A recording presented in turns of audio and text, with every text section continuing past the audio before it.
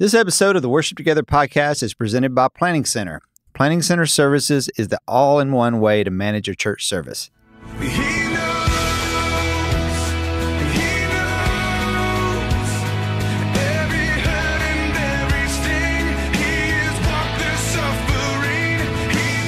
This week, I sat down with singer, songwriter, and worship leader Jeremy Camp. So I know that because international isn't comfortable. Right. A lot of times it's not profitable, right, depending on where you're going.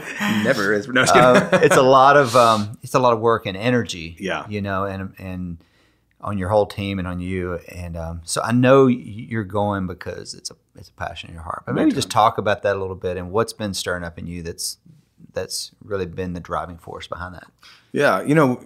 When we spoke even a few years ago, we were talking about same power and where that came from Kyrgyzstan and, threats in our life and all this kind of stuff. I really think that triggers something in me of where you have to realize, okay, Lord, I'm willing to serve you and go wherever you want me to go. And when you do that and you go to a location where it's dangerous, literally, and you have threats in your life and you're getting up there and proclaiming Christ and he protects you and you feel the peace and you feel his joy and you feel his power, that same power, when you feel that, there's something that triggered in me. We're going, okay, Lord, I trust you. I trust you. And I see what you do when I'm willing to lay my life down, literally willing to lay my life down before you. And so we've seen fruit from that. A few years ago, I went to India. So, last thing I did, I went to India and we had 16,000 people show up and 4,000 people responded to the gospel. It was an incredible, it was an incredible thing. And it's like, but these are things that, we have a ministry called Speaking Louder Ministries, and I've shared that before, but it's to go in these locations and do evangelistic outreaches, but to be the hands and feet of Christ. We've built multiple homes in India. We've built wells and leper colonies. I went to visit lepers in India, and it was just one of those moments where you're going, this is who Jesus went and touched and loved, Wow. The outcasts, people would not go near them. And so we were able to love on them and pray for them. And it's just stuff like that continues to spur my heart because you're seeing that the need. That's the thing for me that triggered is I'm seeing the need.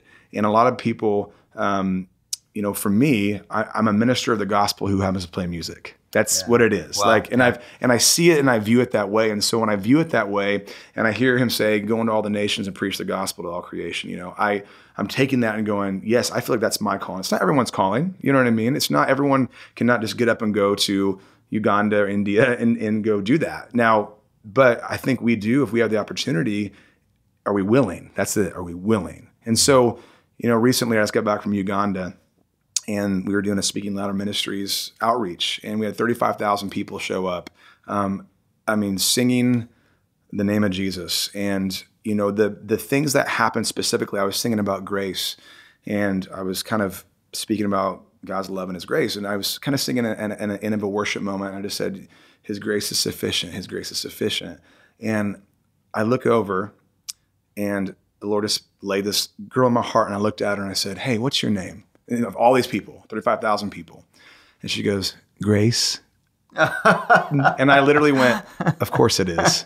I just went, of course it is. Because speaking about that and God calling out this girl named Grace, and she starts crying and raising her hands and thanking Jesus that he saw her, that he knew she was there. And we had 1,000 people respond to the gospel that night.